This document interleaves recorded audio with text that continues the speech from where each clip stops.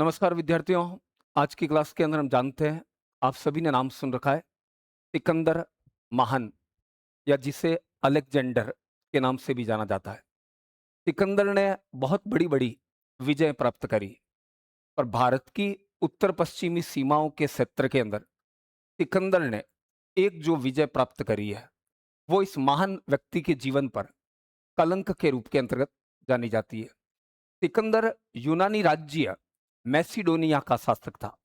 अपने पिता फिलिप की मृत्यु के पश्चात 336 बीसी के अंदर सिकंदर मैसिडोनिया का शासक बना है। सिकंदर ने भारत के मध्य तक आक्रमण नहीं किया। सिकंदर ने भारत की उत्तर पश्चिमी सीमाओं के ऊपर जरूर आक्रमण किए थे। उस समय भारत की उत्तर पश्चिमी सीमाओं के ऊपर कई छोटे-छोटे राजतंत्रात्मक और गणतंत्रात्मक राज्य थे।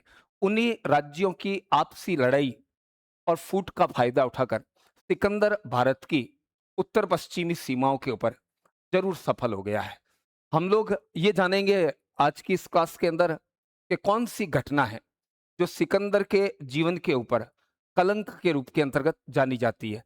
सिकंदर की भारतीय विजयों के अंतर्गत कुछ भारतीय राजाओं ने भी सहयोग दिया, जिसके अंदर तक्षशिला शासक आम्बी और हिंदुकुश पर्वत के उत्तर के शासक शशिगुप्त के नाम का जिक्र मिलता है। देखिए सिकंदर किस तरीके से आगे बढ़ रहा है और कौन सी विजय उसके जीवन के ऊपर कलंक के रूप के अंदर जानी जाएगी। सिकंदर ने भारत के अंदर प्रवेश करते समय इस जाति के ऊपर आक्रमण किया था। निस्सा नामक जाति के ऊपर सिकंदर का आक्रमण हो रहा है। इस जाति ने बिना लड़े ही सिकंदर के सामने आत्मसमर्पण कर दिया और ये जाति स्वयं को यूनानियों का वंशज भी कह रही है। निस्सा नामक जाति के ऊपर आक्रमण के बाद सिकंदर का इस राजा के साथ संघर्ष हुआ है। उस कलावती नामक जगह जहां का राजा, ये नाम मिलता है अष्टक, ये मारा गया है। उस कलावती राज्य की पोजीशन के बारे में आप सभी जानते होंगे। गंधार महाजनपद के एक बड़े नगरों के अंतर्गत आता है उस कलावती। अब आ जाते हैं मेन चीज के ऊपर कि कौन सी विजय सिकंदर के जीवन के ऊपर कलंक कहलाती है।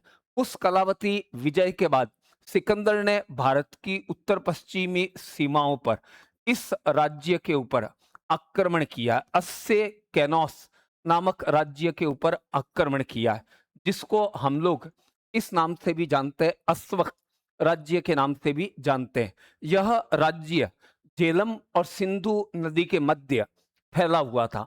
इस राज्य की राजधानी के रूप के अंतर्गत मसग का जिक्र मिलता है। देखिए सिकंदर ने कितनी क्रूरता करी है। सिकंदर ने अस्वक राज्य के सभी पुरुषों को मार दिया। अब इस राज्य की महिलाएं नेतृत्व संभालेगी इस औरत के नेतृत्व में।